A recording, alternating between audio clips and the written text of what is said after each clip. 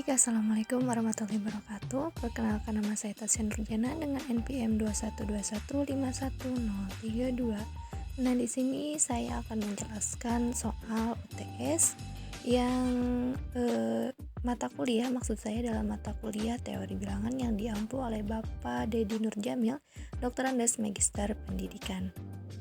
Ini ada soal, tuliskan 56789 ke dalam sistem lambang bilangan Babilonia dan Maya. Nah, untuk Babilonia 56789.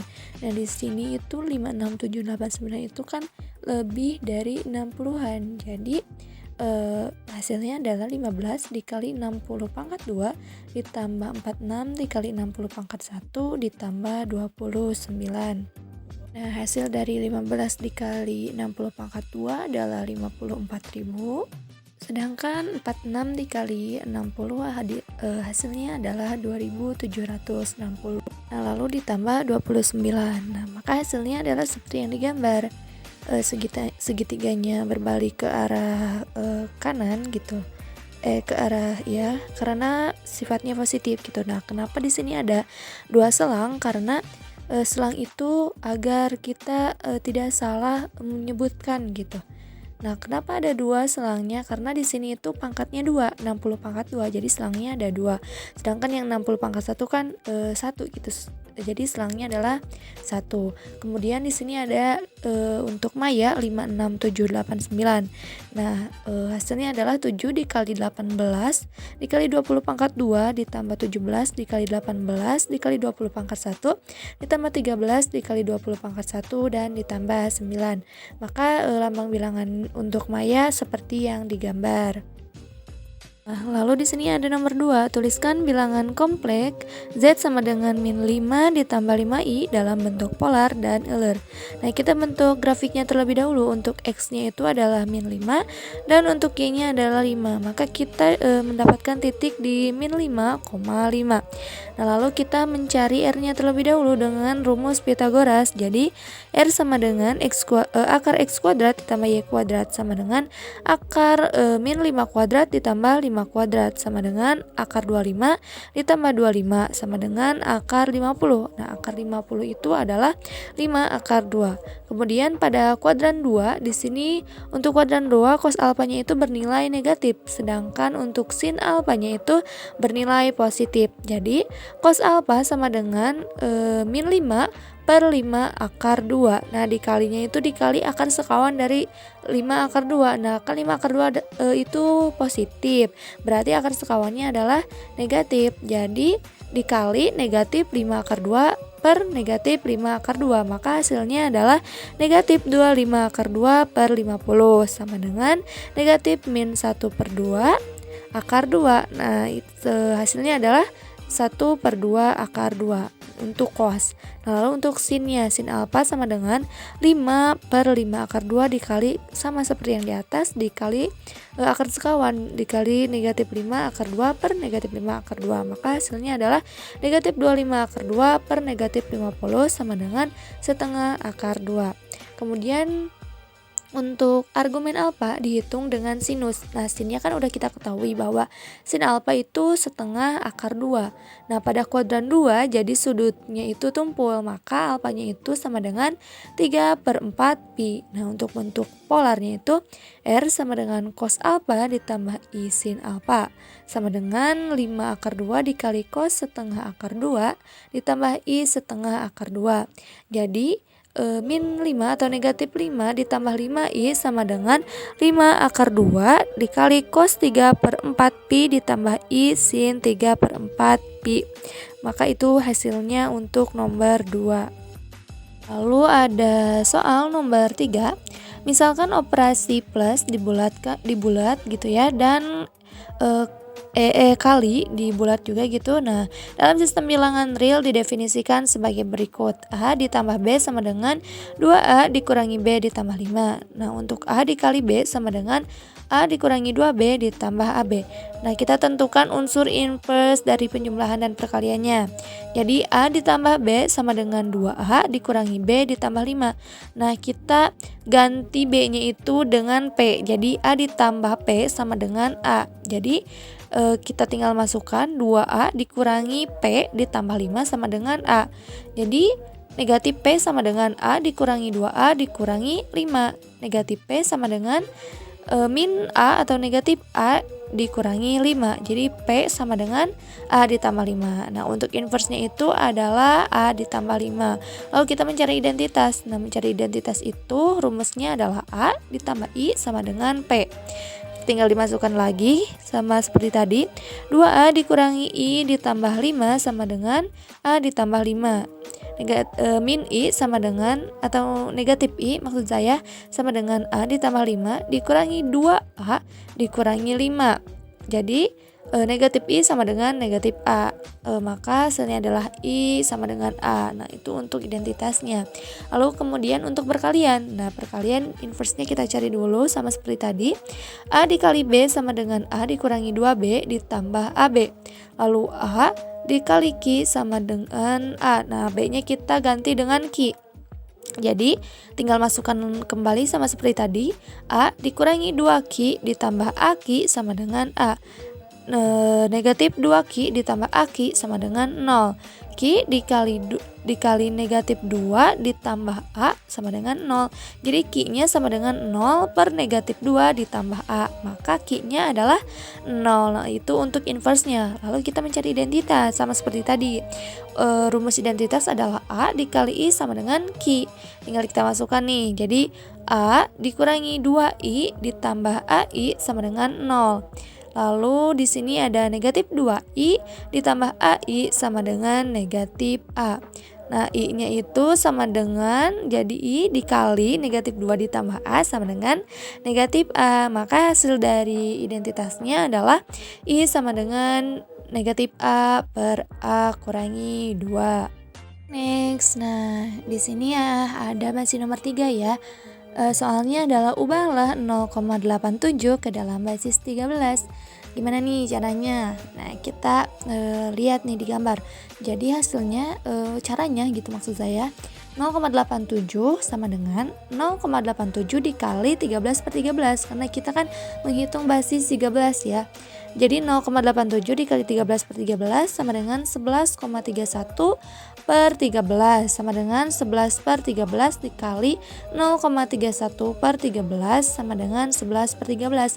Nah, kita dapat nih 0,31 per 13. Nah, kita cari lagi. Jadi 0,31 per 13 dikali 13 per 13 sama hasilnya adalah 4,03 per 13 pangkat 2 sama dengan 4 per 13 pangkat 2 ditambah 0,03 per 13 pangkat 2 sama dengan 4 per 13 pangkat 2. Nah, kita dapat lagi 0,03. Nah, lalu kita cari lagi hasilnya. Jadi 0,03 per 13 pangkat 2 dikali 13 per 13 sama dengan 0,39 per 13 pangkat 3 sama dengan 0 per 13 pangkat 3 ditambah 0,39 per 13 pangkat 3 sama dengan 0 per 13 pangkat 3. Nah, udah ada nih hasilnya jadi 0,39 ya. Kita cari lagi kayak tadi. Seterusnya sampai kita bakal kembali lagi nanti berturut-turut gitu ke 0,03 di pangkat 22. Nah, jadi udah kembali lagi maka kita bisa cari hasilnya. Hasilnya itu jadi 0,03 sama dengan 11 per 13 ditambah 4 per 13 pangkat 2 ditambah 0 per 13 pangkat 3. Dari hasil-hasil yang tadi kita kan terus nyari sampai pangkatnya itu 22 gitu.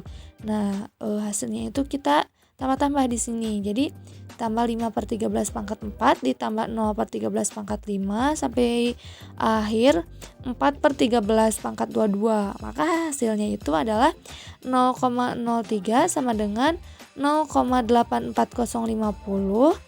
Maksud saya 0,84050 BPP 36826157892 DB4 basis 13. Nah, kita udah dapat nih hasilnya seperti itu. Oke, lalu di sini ada soal nomor 4 yaitu BDTE basis 15 dibagi TP basis 15. Nah, di sini BDTE di basis 15 dibagi TP basis 15. Maka hasilnya adalah T. Nah, T dikali P hasilnya adalah 130. Nah, 130 itu 15 kali 8 ditambah 10. Nah, 10-nya di sini P kita simpan, lalu 8-nya kita simpan, lalu T dikali T hasilnya adalah 177 dalam basis 15 adalah 15 dikali 11 ditambah 12. Nah, tadi 11 tambah 12 tambah 8 ya yang tadi. Jadi di sininya itu BP 11 dan 12. Lalu kita kurangi, maka hasilnya adalah 3E 0. Nah, 0-nya itu berarti di atasnya kita kasih koma. Nah, koma lalu 3E dibagi TP, maka hasilnya adalah 4 dikali TP, maka hasilnya adalah 40 sampai kita teruskan sampai ke sisanya adalah P5 basis 15. Nah, di sini hasil pembagiannya itu adalah T, 44 basis 15. Jadi hasil dari BDTE basis 15 dibagi TP basis 15 adalah T, PE 44 basis 15. Lalu yang B juga sama, PTBDT basis 14 dibagi B29 basis 14. Gimana tuh caranya? Sama kayak yang tadi, PTBDT basis 14 dibagi B29 basis 14 gitu. Pertama-tama PT-nya itu kita bagi terlebih dahulu. Hasilnya adalah 117. 117 itu dalam basis 14 adalah 14 dikali 8 ditambah 5. 8 dan 5, 5-nya kita simpan di sini. Selanjutnya kita dikalikan lagi yang T dikali B, T dikali B. Maka hasilnya adalah P56. Seterusnya terus sama seperti yang tadi, kita lakukan sama seperti yang tadi sampai kita punya hasil punya sisa gitu. Sisanya adalah 545 basis 15 dengan hasil pembagian adalah TP, 71 basis 14. Seperti itu.